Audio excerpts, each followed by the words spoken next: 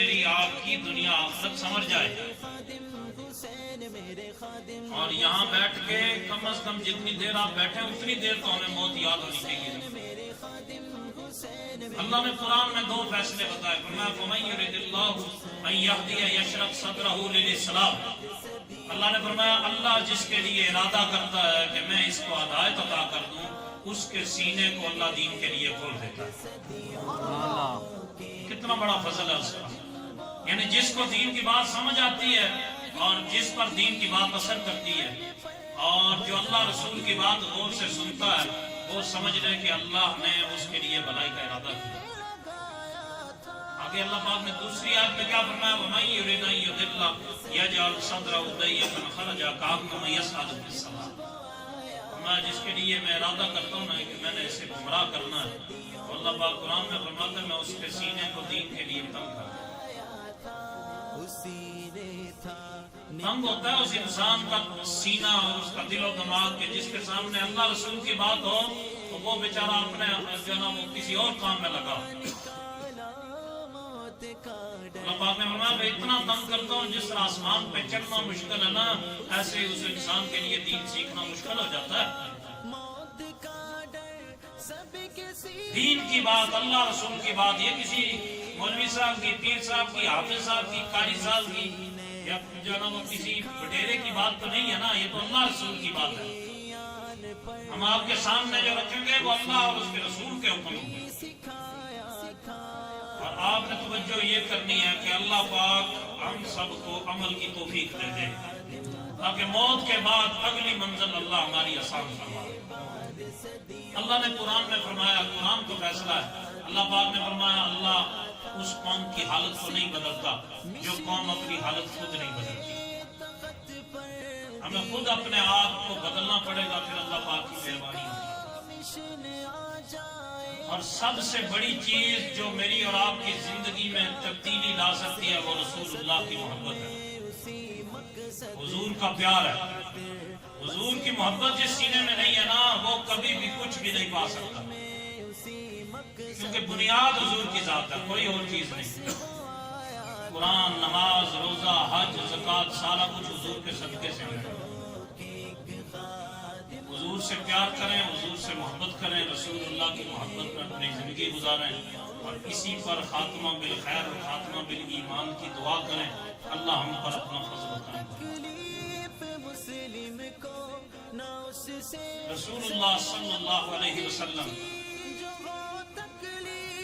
حضور دنیا میں بھی، رسول اللہ جب دنیا میں آئے نا، آپ کے لب مبارک ہٹ رہے تھے، آپ کے لب مبارک سے اپنی امت کی آواز آئی۔ دنیا میں جب رسول اللہ رہے تو حضور نے ریگستان میں سجدے کر کے اور غاروں میں نکیلے پتھروں میں سجدے کر کے اپنی امت کے لیے دعا۔ حضور جب دنیا سے گئے تو رسول اللہ نے جب دنیا سے آپ جا رہے تھے تو اس وقت بھی آپ کے لبوں پر اپنی امت کا تذکرہ۔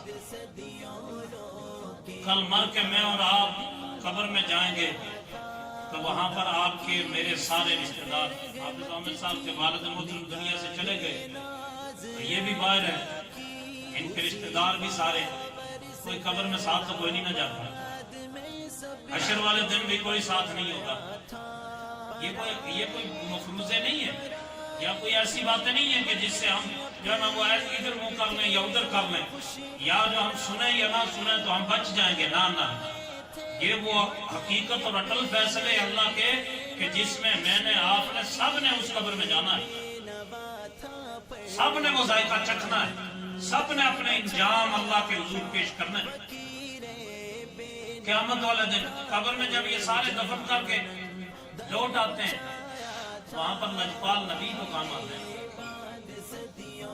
آپ کے اس خطے سے لے کر حضور کے گنبد خضرا تک ساری زمین چیر دی جاتی ہے، رسول اللہ کا دیدار ہوتا ہے۔ پھر پوچھا جاتا بتا اس محبوب نبی کے بارے میں دنیا میں تو کیا کہتا رہا، دنیا میں تیرا اس نبی کے بارے میں کیا نظریہ، کیا سوچ تھی، کیا تھا۔ قیامت والے دن جب سارے رشتے بھاگیں گے، قرآن کہتا ہے یوم یفر المرء من اخیہ و امہ و ابیہ و صاحبتہ و بنیہ लिकुल्ल इम्रिइन मिनहुम यौमइज़िन शाअनुन युग़नी।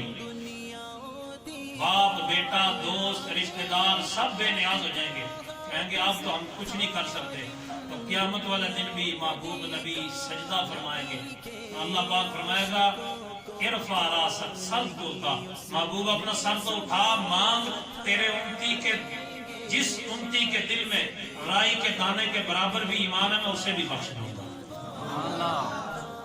ये एहसान किसके होंगे? रसूलुल्लाह के। ये सारी मेरी आपकी शक्लें अगर नहीं बिगड़ रही तो ये हुजूर का सदका है कि नहीं है जी? बोलिए जी, ये हुजूर का सदका है कि नहीं है? आपको पता है एक उम्मत एक कौम ने और एक उम्मत ने पहले अंबिया की उम्मतों में से एक उम्मत ने सिर्फ एक बात नहीं मानी। अल्लाह ने फरमाया हफ्ते वाले दिन मछलियां नहीं पकड़नी, तो उन्होंने पकड़ ली। तो अल्लाह ने उन्हें सजा क्या दी? अल्लाह ने फरमाया कूनू किरदतन खासीन, जलील बंदर हो जाओ। वो बंदर बन गए सारे के सारे, सब बंदर बन गए। आज जालिम जुल्म भी कर रहा है, आज जाबिर जबर भी कर रहा है, आज लुटेरा लूट भी रहा है, आज हर किस्म की जुल्म ज़्यादती हो रही है। और हमारी अगर शक्लें नहीं बिगड़ रही तो ये रसूलुल्लाह का सदका, ये हुजूर का सदका है। वो भी कौमें थी कि जिन पर अल्लाह ने हवा चलाई और सारी की सारी गर्क हो गई, बर्बाद हो गई। वो भी कौमें थी कि जिन पर अल्लाह ने पत्थर बरसाए और वो सारी की सारी तबाह हो गई। वो भी कौमें थी कि जिन पर अल्लाह ने बिजली बरसाई और वो सारी की सारी बर्बाद हो गई। आंधियां चली तो बर्बाद हो गई। ये सारी कौमें बर्बाद हुई। आज अगर ये सारा सदका है तो ये उस महबूब नबी लजपाल नबी का सदका है कि जिसका मैं और आप कलमा पढ़ते हैं। उस महबूब नबी के सदके अल्लाह ने हमें हर किस्म के इज्तमाई अजाब से अल्लाह ने महफूज रखा। हमारा दर्स क्या है, हमारी तबलीग क्या है, हमारा मिशन क्या है, हमारा रास्ता क्या है और हम किस सिमत और कौम को ले जाना चाहते हैं। हमारे कायद मोहतरम ये फरमाया करते थे कि हम कुछ नहीं और चाहते, हम ये चाहते हैं कि हुजूर की उम्मत हुजूर के दर पे आ जाए।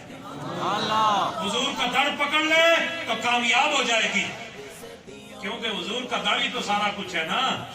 हुजूर के दर के बगैर तो कुछ भी नहीं। और कई ऐसे भी थे जिनके सीनों में बुग़्ज़ रसूल था। हुजूर की मोहब्बत नहीं थी, वो सजदे भी करते थे, मस्जिद नबवी में नमाजें भी पढ़ते थे, मस्जिद नबवी में कुरान भी पढ़ते थे। लेकिन अल्लाह ने फरमाया मेरे महबूब जब ये मर गया है अब इसका नमाज जनाजा नहीं पढ़ना। क्यों? कि ये ज़ाहिरी ईमान तो लाया था लेकिन अंदर से आपसे बुग़्ज़ रखता था। ये याद रख लो, हुजूर की मोहब्बत अगर अंदर न गई तो फिर कुछ भी नहीं मिलना, कुछ भी नहीं मिलना। ये याद रखो। हजरत आयशा सिद्दीका मशहूर हदीस है, आपने उलमा से सुनी होगी।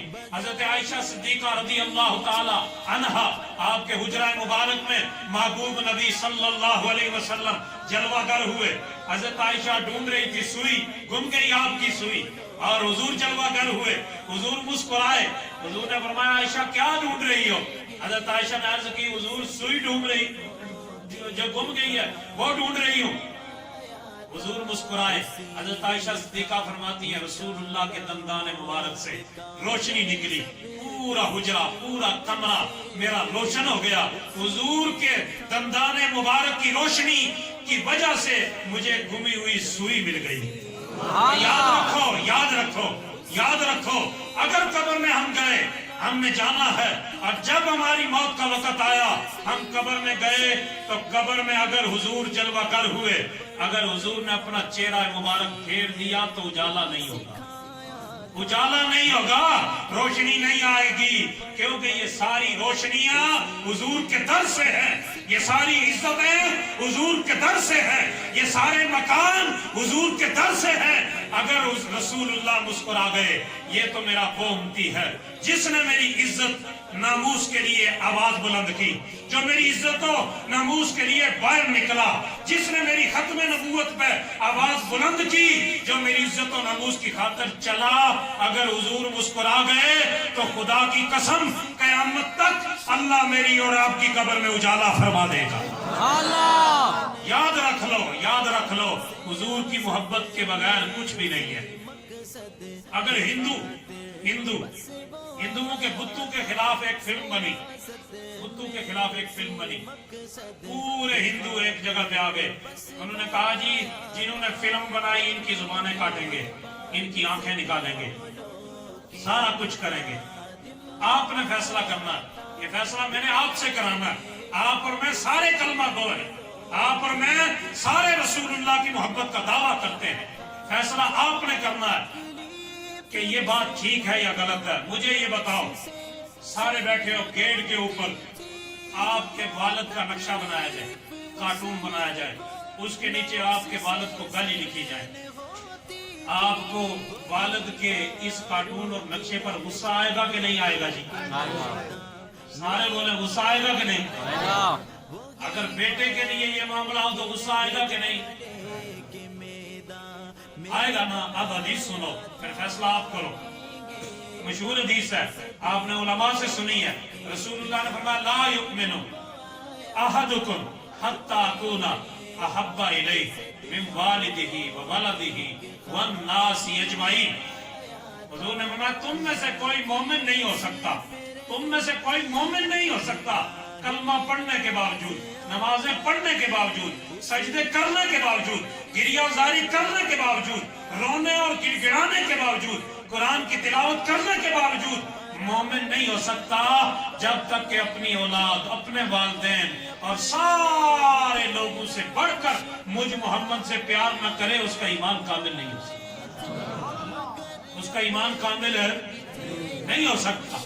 مجھے بتائیں کہ اگر اولاد کا کارٹون بنے، اولاد کو کوئی گالی دے، قبیلے کو کوئی گالی دے، برادری کے لیے لوگ قتل ہو گئے، برادریوں پر کئی عرصے سے 80 کی دہائی سے بدماشوں نے کئیوں کو قتل کرایا، جن کے پیچھے میں اور آپ چلے، کئیوں کو انہوں نے جو ہے نا وہ اپنے انجام تک پہنچایا، برادری کے نام پہ لوگ ہو جاتے، سارا کچھ کرتے ہیں، سب کچھ ہوتا ہے۔ اگر باپ کی تکلیف ہو، بیٹے کی ہو، رشتہ داروں کی ہو، لوگوں کی ہو، ہمسائیوں کی ہو، تو رسول اللہ کی نہ ہو، تو مطلب کیا نکلا کہ ہمیں اولاد سے محبت زیادہ ہے، رسول اللہ سے کم ہے۔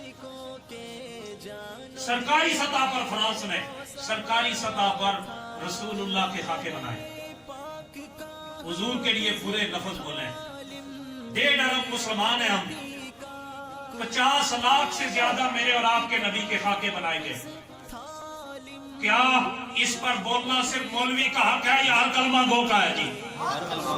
سارے بولیے جی، صرف مولوی کا حق ہے یا ہر کلمہ گو کا؟ اور اگر ہمیں تنگی نہیں ہوتی، اگر ہمیں تکلیف نہیں ہوتی، اگر ہمیں محسوس نہیں ہوتا اور اولاد کے لیے تکلیف ہوتی ہے، تو پھر عملاً بتاؤ کہ اولاد کی محبت زیادہ یا حضور کی؟ اگر حضور کی زیادہ ہو تو پھر ہمارے اندر ہی کچھ نہ کچھ تو آئے، ہمیں کچھ ہمارے اندر تبدیلی تو آئے، یار یہ جو کچھ کہہ رہے ہیں یہ ہمارے ایمان کا مسئلہ نہیں ہے۔ اگر ایک بت پرست اپنے بت سے اتنا مخلص ہے، میں اور آپ تو نبی کا کلمہ پڑھتے ہیں، انہوں نے آسیہ کو بھیجا فرانس، ان کو پھر تماچا لگایا فرانس والوں نے، انہوں نے پھر سرکاری سطح پہ حضور کے خاکے بنائے اور بنا کے کہا کہ نہیں اب دیکھو ہم مسلمانوں کے ساتھ یہ کچھ کرتے ہیں۔ اپنے ایمان کی فکر کرو، اپنے ایمان کی، اور اپنے کلمے کے ساتھ ایسے مخلص ہو جاؤ کہ اللہ ہم پر اپنا فضل و کرم فرما دے۔ یہ تب ہوگا جب حضور کی محبت سینے میں ہوگی، اگر محبت نہ ہوگی تو لوگ کہتے ہیں چھوڑو یار یہ تو مولویوں کا مسئلہ ہے، یہ تو مولویوں کا نہیں ہے، یہ ہر کلمہ گو کا مسئلہ ہے۔ اگر رسول اللہ نے فرمایا کہ 50 لاکھ سے زیادہ خاکے میرے بنائے گئے اور پورے کفر نے بنائے، یہود و نصارہ نے بنائے، اور یہاں رہنے والے ایجنٹوں نے ان کی تائید کی، تو کہاں تھا؟ تو اس وقت جواب دینا پڑے گا، اس وقت جواب دینا پڑے گا۔ میں آخر میں آپ کو 2 حدیثیں سناؤں گا، حضور کو اللہ نے قیامت والے دن کتنا اختیار عطا کرنا ہے، اور اس کے بعد پھر دعا کا ٹائم ہو جائے گا۔ حضور سے محبت کرو، میرے نبی سے تو پتھر بھی محبت کرتے تھے، پتھر بھی محبت کرتے تھے، پتھروں سے بھی وہ تو بدتر انسان ہے کہ جس کے سینے میں رسول اللہ کی محبت نہیں ہے۔ حضور نے فرمایا میرے صحابہ مسجد نبوی میں حضور جلوہ گر، حضور نے فرمایا میں میرے صحابہ آج میں تمہیں ایک عجب بات نہ بتاؤں؟ صحابہ نے عرض کی یا رسول اللہ فداک امی و ابی. صحابہ کا یہ جملہ ہوتا تھا. تو کہتے ہیں نہیں نہیں وہ محبت کیسی جی، بس ٹھیک ہے ادھر بھی ٹھیک ادھر بھی ٹھیک ہر سائڈ ٹھیک. صحابہ کی محبت یہ تھی حضور نے کبھی حکم نہیں فرمایا کہ میری تھوک مبارک کو اپنے جسم پہ ملو، لیکن صحابہ کی محبت یہ تھی کہ صحابہ تھوک مبارک کو اپنے جسم پہ ملا کرتے تھے. بیٹے سے باپ کو محبت ہوتی ہے نا، تو بیٹا تھوک دے تو باپ اس کو اپنے جسم پہ نہیں ملتا. دیکھ لو نا صحابہ کی محبت کا عالم کیا. حضور کا نام مبارک اپنے جسم پہ ملتے تھے. حضور وضو فرماتے تو صحابہ ہاتھ نیچے رکھتے تھے. کوئی آپ کو بڑے سے بڑے عالم سے پوچھ لے کہ رسول اللہ نے حکم فرمایا ہو کہ میرے امتیوں میں جب وضو کروں تو میرے وضو کے پانی کو آپ نے اپنے جسم پہ ملنا ہے. حضور نے حکم نہیں فرمایا. یہ صحابہ کی محبت تھی اور قیامت تک آنے والے مسلمانوں کے لیے یہ پیغام تھا کہ ہم اپنے نبی سے ایسی محبت کر کے گئے جس نے حضور سے ایسی محبت کی وہ دنیا آخرت میں جو ہے نا وہ کامیاب ہو گیا.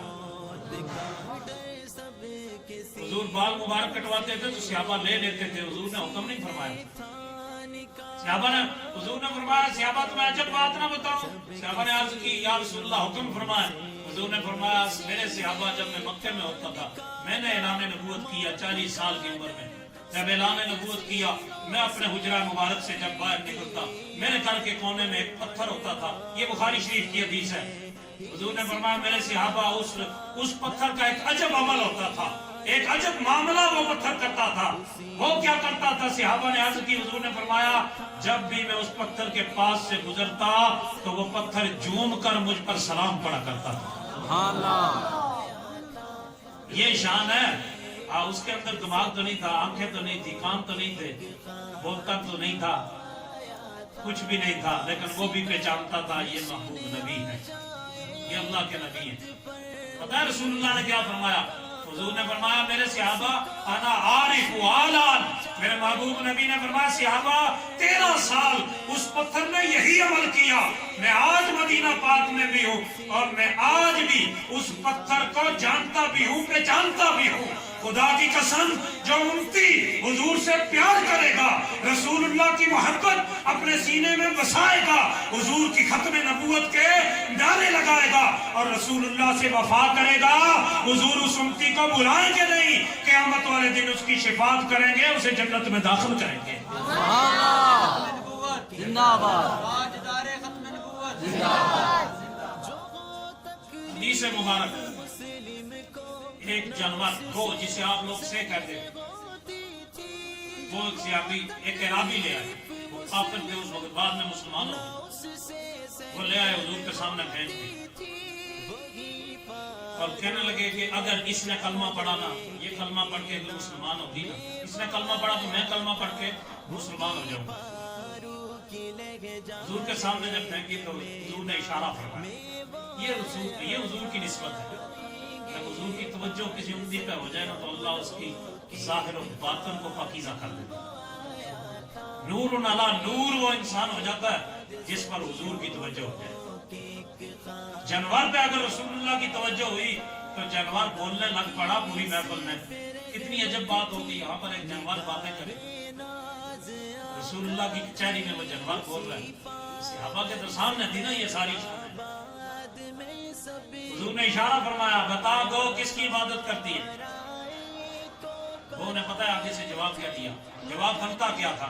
جواب یہ بنتا تھا کہ اللہ کی عبادت کرتی ہے. یہی بنتا تھا نا. بولیے جی آپ سے کوئی پوچھے آپ کس کی عبادت کرتے تو آپ نے کیا کہنا ہے؟ اللہ کی. جواب یہی بنتا تھا. لیکن وہ نے 5 جملوں میں جواب دیا. 5 جملوں میں اللہ کی صفات بیان کی. صفات بیان کر کے رسول اللہ کے سامنے اور اس عرابی کو یہ بتایا کہ میں عبادت اس ہستی کی کرتی ہوں.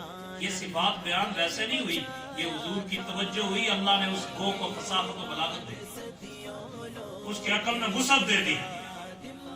جب حضور نے اشارہ فرمایا نا بتا کس کی عبادت کرتی ہے، تو وہ کہنے لگی اللہ زی فی السماء عرشہ وفی الارض سلطانہ وفی البحر سبیلہ وفی الجنت رحمتہ وفی النار عذابہ. وہ کہنے لگی میں اس کی عبادت کرتی ہوں جس کا عرش آسمانوں پر، جس کی بادشاہی اور جس کا قبضہ زمین پر ہے، اور جس کی سلطنت اس کے پانیوں پر ہے، جس کی رحمت اس کی جنت میں برستی ہے اور جس کا عذاب اس کی جہنم میں برستا ہے۔ آگے حضور نے پھر پوچھا بتا من اللہ، وہ بتا میں کون ہوں، میں کون ہوں۔ آج جو خاتم النبیین بھی ٹھیک نہ پڑھ سکے ہم تو اس کے لیے بھی تیار ہیں، ہم کہتے ہیں وہ بھی بہت ٹھیک ہے۔ یہ گو میں پڑھا تھا حضور کی ختم نبوت کا اظہار کیا تھا، جو یہ کہے ادھر بھی ٹھیک ادھر بھی ٹھیک۔ یاد رکھ لو دین ہی ٹھیک ہے اور دین پہ چلنے والا ہی ٹھیک ہے، اللہ رسول کا حکم ہی ٹھیک ہے۔ رسول اللہ کے 11 فیصلے حضور نے خود فرمایا، فلاں میرا گستاخ ہے اس کو وصل جہنم کر دو، صحابہ کو خود حکم دیا، حدیثوں میں یہ باتیں موجود ہیں۔ حضور نے خود فرمایا فلاں گستاخ کو مار دو، فلاں کو وصل جہنم کر دو۔ یہ بھی آپ کو بعد میں سمجھاؤں گا، صرف تھوڑی سی اگر آپ کی سمجھ میں آ گئی۔ حضور نے پوچھا بتا گو میں کون ہوں، من انا، میں کون ہوں۔ گو نے آگے سے جواب دیا انت رسول رب العالمین، کہ آپ کو اللہ نے سارے جہانوں کے لیے رسول بنا کے بھیجا۔ گو نے اگلا جواب کیا دیا، انت خاتم النبیین، آپ پر اللہ نے نبوت کے سلسلے کو ختم کر دیا۔ آئی فواد چودھری ہو یا اس کے مہدی ہو، سارے کہنے نہیں جی کوئی نہیں، ادھر بھی ٹھیک ادھر بھی ٹھیک۔ وہ ان سے بہتر نہ ہوگی، وہ جانور ان سے بہتر نہ ہوگا، ذلیل بھی نہیں، وہ ازل ہے کہ جو حضور کی ختم نبوت پر کو کمپرومائز کرے۔ سب سے بڑا کائنات کا ذلیل ہے وہ انسان، رسول اللہ کی ختم نبوت کے لیے اپنی پالیسی کو نرم کر دے، ادھر کی ادھر کرے ادھر کی ادھر کرے۔ 2 جز ہیں کلمے کے، یہ ان سے جو وفا کرے گا وہی ایمان کی حلاوت پائے گا، وہی ایمان کی حقیقت پائے گا، وہی ایمان کی لذت پائے گا، وہی ایمان کی تشنگی پائے گا۔ لا الہ الا اللہ محمد الرسول اللہ، ان دونوں سے جب تک وفا نہ ہو تو ایمان کامل نہیں ہوتا، ایمان کامل نہیں ہوتا۔ جب ان دونوں جزوں سے وفا ہو کہ اللہ کے علاوہ کوئی معبود نہیں اور محمد صلی اللہ علیہ وسلم اللہ کے رسول ہے، جب وفا ہوگی تو اللہ ایمان کی حلاوت عطا کرتا ہے۔ وفا ضروری ہے، حضور سے محبت ضروری ہے، حضور سے پیار ضروری ہے۔ اگر کوئی بڑے سے بڑے گدی نشین ہے نا تو ان کی بھی عزت کس کے صدقے سے ہے جی؟ بولیے کس کے صدقے سے ہے؟ رسول اللہ کے صدقے سے۔ کس کے صدقے سے ہے؟ اور بڑے سے بڑے کوئی غوث اعظم ہے، ان کی بھی عزت کس کے صدقے سے ہے؟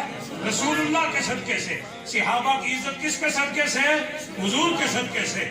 خلفاء کی عزت، اہل بیت کی عزت کس کے صدقے سے؟ رسول اللہ کے صدقے سے۔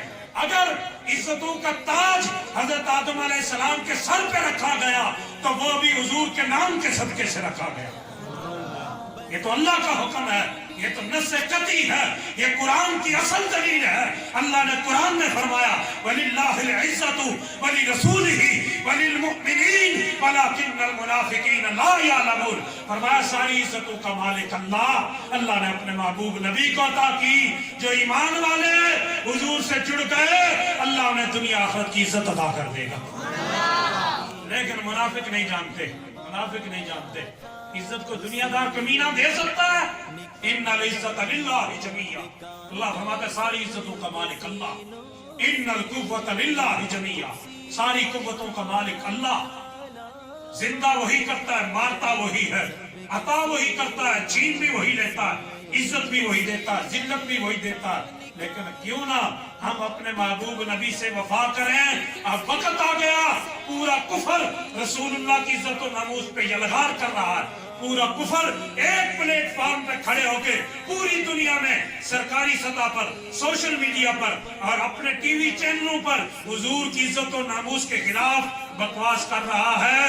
ایمان اپنا بچانا ہے، اگر میں نے تو آپ نے، تو پھر ہمارے لیے ایک ہی در ہے، وہ رسول اللہ کا در ہے، وہ حضور کا در ہے۔ یہ آیت آپ نے بڑی سنی ہوگی، بے شمار لوگ تبلیغ کرنے بھی آتے ہیں تو یہی آیت پڑھتے ہیں، یہی آیت پڑھتے ہیں وَاعْتَصِمُوا بِحَبْلِ اللَّهِ جَمِيعًا وَلَا تَفَرَّقُوا، اللہ کی رسی کو مضبوطی سے تھامے رکھو اور فرقہ واریت نہ پھیلاؤ، تو فرقہ نہ پھیلاؤ۔ ہم بھی یہی کرتے ہیں، اللہ کی رسی کو تھام لو، فرقہ واریت نہ کرو۔ فرقہ واریت سمجھ نہیں ہے یہ بات. اب آپ نے سمجھنی ہے کہ فرقہ واریت کون پھیلا رہا ہے اور فرقہ واریت سے پاک کون ہے. اللہ کی رسی کو پکڑا کس نے ہے اور اللہ کی رسی کو جو ہے نا وہ چھوڑا کس نے ہے. حضرت عبداللہ بن عباس پہلے مفسر ہیں. بولیے جی حضرت عبداللہ بن عباس کون کتنے نمبر پہ مفسر ہیں؟ پہلے مفسر جنہوں نے قرآن کی تفسیر لکھی. آپ فرماتے ہیں اللہ کی رسی کون ہے؟ آپ فرماتے ہیں وہ محمد الرسول اللہ. اللہ کی رسی رسول اللہ کی ذات ہے. اللہ کی رسی حضور ہے. اب سمجھ لو کہ جس نے حضور کا دامن پکڑ لیا, جس نے حضور سے محبت کر لی, جو حضور کی ختم نبوت کا پہرے دار بن گیا, جس نے حضور سے وفا کر لی, وہ تفرقے سے بچ گیا, وہ فرقہ واریت سے بچ گیا. اس نے اللہ کی رسی کو پکڑ لیا اور جو حضور کے دامن سے جدا ہو گیا وہ فرقہ واریت کی زد میں آ گیا. فرقہ واریت کی زد میں وہ آ گیا جس نے حضور کے دامن کو چھوڑ دیا. حضور کا دامن پکڑ لو. قیامت والے دن میرے اور آپ کے نبی کو, آخری حدیث, قیامت والے دن میرے اور آپ کے نبی کو اللہ نے سارے اختیار عطا کر دینے, ساری شانیں عطا کر دینی, سارے مقام عطا کر دینے. تو اس وقت پتہ ہے پرسان حال کوئی نہیں ہوگا, پرسان حال کوئی نہیں ہوگا. یہ آپ کو پتہ ہے حضور نے فرمایا جو جس سے محبت کرے گا قیامت والے دن اسی کے ساتھ اٹھایا جائے گا. جو جس سے محبت کرے گا قیامت والے دن اسی کے ساتھ اٹھایا جائے گا. جو یہود و نصارہ کے نظام سے محبت کرے گا, ان کے کلچر سے محبت کرے گا اور ان کے طریقے سے محبت کرے گا, کل قیامت والے دن انہی کے ساتھ ہوگا. جو محمد عربی کے دین سے محبت کرے گا, رسول اللہ کے نظام سے محبت کرے گا اور حضور کے دین سے جڑے گا, قیامت والے دن رسول اللہ کی معیت میں اٹھایا جائے گا. آج فیصلہ آپ نے کرنا ہے کہ ہمارے دل میں کون سی محبت ہو, ہم کس سمت چلیں, ہم کس کے طریقے پہ چلیں, ہم کون سا طریقہ اپنائیں اور ہم اپنے لیے کون سا رستے کا منتخب کریں, انتخاب کریں کس رستے کو. یہ آپ کا فیصلہ ہے. لیکن قیامت والے دن اللہ نے سارے اختیار حضور کو عطا کر دینے. رسول اللہ نے فرمایا انا اولہم خروجا اذا بعثوا. میرے محبوب نبی نے فرمایا قیامت والے دن جب سارے لوگ اپنی قبروں سے نکلیں گے, سب نے نکلنا, وہاں تو کچھ بھی نہیں دیکھا جانا. اللہ تو نہ شکلیں دیکھتا ہے نہ مال دیکھتا ہے. لا صورکم ولا اموالکم ولکن قلوبکم للتقوی. وہ تو نہ شکلیں دیکھتا ہے نہ مال دیکھتا ہے, وہ دیکھتا ہے کس کے دل میں پرہیزگاری ہے, کس کے دل میں تقوی ہے, اور کون اللہ اور اس کے رسول کی اطاعت کرتا ہے, اس کے سامنے یہی ہے. حضور نے فرمایا قیامت والے دن جب سارے لوگ اپنی قبروں سے باہر نکلیں گے, حضور نے فرمایا سب سے پہلے میں اپنے مزار مبارک سے باہر نکلوں گا. اذا القبور بعثرت, یہ قرآن ہے نا. اللہ نے فرمایا قبریں پھٹیں گی اور ہر انسان جان لے گا جو اس نے کمایا. پھر رسول اللہ نے فرمایا وانا قائدہم اذا وفدوا. حضور نے فرمایا جب تم سارے گروہ در گروہ ہوگے میدان محشر میں, گروہ در گروہ ہوگے, تو حضور نے فرمایا اس وقت قیادت میں کر رہا ہوگا. قیامت والے دن قائد کون ہوگا جی, لیڈر کون ہوگا؟ بولیے جی کون ہوگا؟ رسول اللہ ہوں گے. کون ہوگا جی؟ حضور ہوں گے قیامت والے دن قائد اور لیڈر. پھر حضور نے فرمایا وانا خطیبہم اذا انصتوا. حضور نے فرمایا جب سارے لوگ خاموش بیٹھے ہوں گے تو قیامت والے دن اللہ کی کچہری میں خطبہ میں دے رہا ہوں. حضور خطیب ہوں گے, حضور خطبہ فرما رہے ہوں گے. کتنی شان ہوگی یار. یہ شان ہے کس کے صدقے؟ یہ ساری شان ہے میرے محبوب, میرے اور آپ کے محبوب نبی کے صدقے. کسی امتی کو یہ شان نہیں ملے گی, سارے امتی ویسے ہی ہوں گے. حضور نے فرمایا میرے صحابہ میں اپنے امتیوں کو پہچان لوں گا. صحابہ نے عرض کی یا رسول اللہ کیسے آپ پہچانیں گے؟ حضور نے فرمایا میرا امتی جو وضو کرتا ہے نا, اس کے وضو والے سارے اعضاء چمک رہے ہوں گے تو میں اسے پہچان لوں گا. یہ کسی امتی کی نشانی نہیں ہوگی, کسی نبی کے کسی امتی کی نشانی نہیں ہوگی. اگر کسی اور کی ہوتی تو حضور یہ نہ فرماتے. رسول اللہ نے فرمایا میرے امتی کی یہ نشانی. تو یہ چمک بھی کس کے صدقے ہے؟ رسول اللہ کے صدقے. یہ چمک کس کے صدقے جی؟ رسول اللہ کے صدقے. اور جب میدان محشر میں ہم ہوں گے اور جب نیکی اور تقوی اور محبت رسول لے کے جائے گا نا, تو نورہم یسعی بین ایدیہم و بایمانہم. اللہ کا نور اس کے ارد گرد چکر لگا رہا ہوگا. یہ بھی صدقہ رسول اللہ کا ہے, یہ بھی حضور کا صدقہ ہے. کہ رسول اللہ نے فرمایا وانا شفیعہم اذا خبثوا. میرا امتی جب روک دیا جائے گا کہ تو جنت میں نہیں جا سکتا, حضور نے فرمایا میں اپنے امتی کی شفاعت کر کے اسے جنت میں داخل کروں گا. پھر رسول اللہ نے کیا فرمایا؟ وانا مبشرہم اذا یئسوا، حضور نے فرمایا میرا امتی جب مایوس ہو جائے گا، مایوسی تو ہونی ہے لوگوں کو، میں نے ادھر سے بھی کمایا ادھر سے بھی، حلال نہیں دیکھا حرام نہیں دیکھا، ظلم نہیں دیکھا، زیادتی نہیں دیکھی، یتیموں کا مال نہیں دیکھا، جبر سے جیسے بھی آیا مال اکٹھا کیا، اپنی اولاد کو پالا، اپنے رشتہ داروں کو پالا، آج نہ رشتہ دار کام آج نہ اولاد کا، تو بندہ مایوس بے بس ہو جائے گا، بے بس ہوگا تو پھر اس وقت کام کون آئے گا؟ بے قصو کا سہارا ہمارا نبی، بے قصو کا سہارا ہمارا نبی۔ حضور نے فرمایا جب میرا امتی مایوس ہوگا تو وہ لجپال نبی مایوس تو نہیں نہ ہونے دیں گے، مایوس تو نہیں نہ ہونے دیں گے۔ حضور نے فرمایا نا مبشرہم اذا یئسوا، فرمایا جب میرا امتی مایوس ہوگا تو میں اپنے امتی کو جنت کی خوشخبری سناؤں گا۔ یہ شان کس کے صدقے؟ رسول اللہ کے صدقے۔ پھر حضور نے فرمایا لواء الحمد و مفتاح الجنہ و لواء الکرامہ، حمد کا جھنڈا، کرم کا جھنڈا، جنت کی چابیاں قیامت والے دن میرے ہاتھ میں ہوں گی۔ سایہ کوئی نہیں ہوگا تو حضور کے حمد کے جھنڈے کے نیچے ہی سایہ ملتا ہے۔ اس لیے اعلیٰ حضرت نے فرمایا آج لے پناہ، آج مدد مانگ ان سے، پھر نہ مانے کہ قیامت میں کرما۔ بات تو آج ہی ہونی ہے۔ اچھا ایک بات اور آپ کو سمجھا دوں، یہ جو ہم نعرہ لگاتے ہیں، ہم تو چونکہ لگاتے ہی ہیں شروع سے، ہم نے تو فیض آباد بھی لگایا نعرہ لبیک یا رسول اللہ۔ کیا ہے جی نعرہ؟ اس کا مطلب کیا ہے؟ آپ پہلے مطلب سمجھیں پھر آپ نے فیصلہ کرنا۔ لبیک یا رسول اللہ کا مطلب ہے حضور آپ کی عزت اور ناموس کے لیے ہر سانس میں 2 مرتبہ حاضر ہوں۔ کیا جی؟ یا رسول اللہ آپ کی عزت اور ناموس کے لیے ہر سانس 2 مرتبہ حاضر ہوں۔ بولیے جی کتنی مرتبہ حاضر ہوں؟ آپ لوگ حضور کی عزت ناموس کے لیے حاضر ہیں کہ نہیں ہیں؟ اچھا جی یہ نعرہ بابا خادم حسین رضوی صاحب کا ہے یا ہر مسلمان کا ہے جی؟ ہر مسلمان کا۔ بولیے جی ہر مسلمان کا ہے یا بابا جی کا؟ ہر مسلمان کا۔ پھر اس میں پارٹی تو کوئی نہیں، وہ تو جاہل مطلق ہے جو کہتا ہے کہ یہ تو سیاسی نعرہ، یہ تو حضور کی عزت ناموس کا نعرہ ہے، ختم نبوت کا نعرہ، یہ کوئی سیاسی تو کوئی نہیں ہے۔ ہمیں اپنے اندر غور کرنا چاہیے یار، غور کرنا چاہیے۔ میری باتیں آپ کو کڑوی لگیں، اچھی لگیں، بری لگیں، میں نے تو کرنی ہے، غور کرنا چاہیے اپنے اندر۔ مجھے یہ بتاؤ کہ اس پورے ملک کی میڈیا کو کون چلا رہا ہے؟ موجودہ حکومت چلا رہی ہے نا، حکومت چلا رہی ہے نا جی۔ ہونا تو یہ چاہیے بحیثیت مسلمان کہ آپ کی فیس بک یا کسی بھی اور سوشل میڈیا کے کسی بھی چینل پہ کنجر خانہ، گندے گانے، گندی فلمیں لگائی جائیں تو مسلمان ہونے کی حیثیت سے وہ آئی ڈی بلاک ہونی چاہیے نہیں ہونی چاہیے؟ بولیے جی ہونی چاہیے نہیں ہونی چاہیے؟ لیکن اس کا الٹ ہو رہا ہے، اس کا الٹ ہو رہا ہے۔ گانے لگاؤ، گندی فلمیں لگاؤ، جو مرضی لگاؤ، آئی ڈی بلاک میں۔ اگر لکھو تاجدار ختم نبوت تو آئی ڈی بلاک، اگر لکھو لبیک یا رسول اللہ تو آئی ڈی بلاک۔ کون ہے یار یہ؟ ان کے پیچھے کون ہے؟ یہ پیمرا کو کون چلا رہا ہے اور کس نام پہ آئی ڈی کیوں بلاک ہو رہی ہے؟ یہی جواب دینا میں نے آپ نے۔ آپ کو اگر شک ہے نا کچھ میری بات پہ آپ لکھ کے دیکھیں اپنی آئی ڈی، لبیک یا رسول اللہ لکھیں، تاجدار ختم نبوت لکھیں، آپ کو فوراً نوٹس آ جائے گا کہ یہ آپ نہیں لکھ سکتے جی، یہ انتہا پسندی ہے، آگے یہ لکھا جاتا ہے، یہ دہشت گردی ہے۔ مجھے یہ بتائیں کہ لبیک یا رسول اللہ دہشت گردی ہے یا ایمان ہے جی؟ ایمان ہے۔ تاجدار ختم نبوت ایمان ہے یا دہشت گردی ہے؟ پھر یہ کچھ کیوں ہو رہا ہے؟ کبھی سوچا آپ نے؟ گہرائی میں جا کے سوچنا۔ مولویوں کو چھوڑو، دین مولویوں کا تو نہیں ہے نا، نہ پیروں کا ہے نہ وڈیروں کا ہے، دین تو رسول اللہ دے کے گئے۔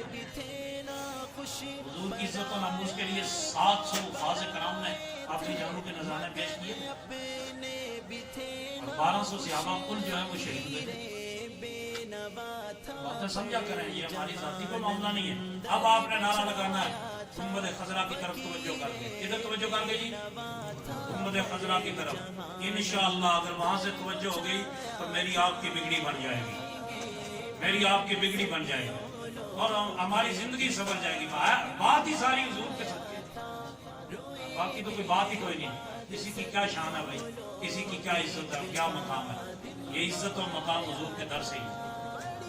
ہاتھ اٹھا کے آپ نے زندہ باد کا نعرہ لگانا ہے، दोनों हाथ उठा के, कुर्सियों वाले बुजुर्ग भी, आपकी बुजुर्गी में भी बरकत हुजूर के सदके से। सफेद पोशी हमें यहाँ नजर आए और बाकी जगहों पे ना आए तो फिर वो क्या सफेद पोशी? जिसके लिए हुजूर की इज्जत के लिए जो हाथ नहीं उठा सकता, मैं तो हर तकरीर में ये कहता हूँ, जो जुबान नहीं हिला सकता, हाथ नहीं उठा सकता, उसे अगर मैदान में जाना पड़े तो वो कब मैदान में जाए? अगर उसे रसूलुल्लाह की इज्जत नामूस के लिए जान भी कुर्बान है जी, जान भी कुर्बान है, दावा है, लेकिन जुबान नहीं हिलानी, हाथ नहीं उठाना है। हमने सोशल मीडिया के जरिए पैगाम कुफर को नहीं देना कि अभी तक हमारे अंदर हुजूर की मोहब्बत बाकी है, ये नहीं देना। उन्होंने फ्रांस ने कहा जी अगर आप हमारे सफीर को निकालेंगे, हम 22 मुल्क आपसे अपना जो तजारती ताल्लुक है ये तोड़ देंगे। वो एक काफिर के साथ खड़े होके हम रसूलुल्लाह के लिए सोच रहे हैं। हमारे नबी की गुस्ताखियां की उन्होंने तो कोई नहीं, खैर है, बस ठीक है, गोल मोल कर दो सारी बातों को। ये ईमान नहीं होता, याद रख लो। मुज़ब्ज़बीन बैन ज़ालिका ला इलाहा इल्लल्लाह व ला इलाहा इल्लल्लाह। अल्लाह ने कुरान में फरमाया मुनाफिक हमेशा तज़ब्ज़ुब में होता है, वो इधर भी रखता है उधर भी रखता है, उसके दो रुख होते हैं, दो मुंह होते हैं उसके। वो बात ना रखो, अपने ईमान को बचाओ, हुजूर से सच्ची मोहब्बत करो। ताजदारे खत्म नबूवत जिंदाबाद जिंदाबाद, ताजदारे खत्म नबूवत जिंदाबाद जिंदाबाद, ताजदारे खत्म नबूवत जिंदाबाद जिंदाबाद। अल्हम्दुलिल्लाहि रब्बिल आलमीन।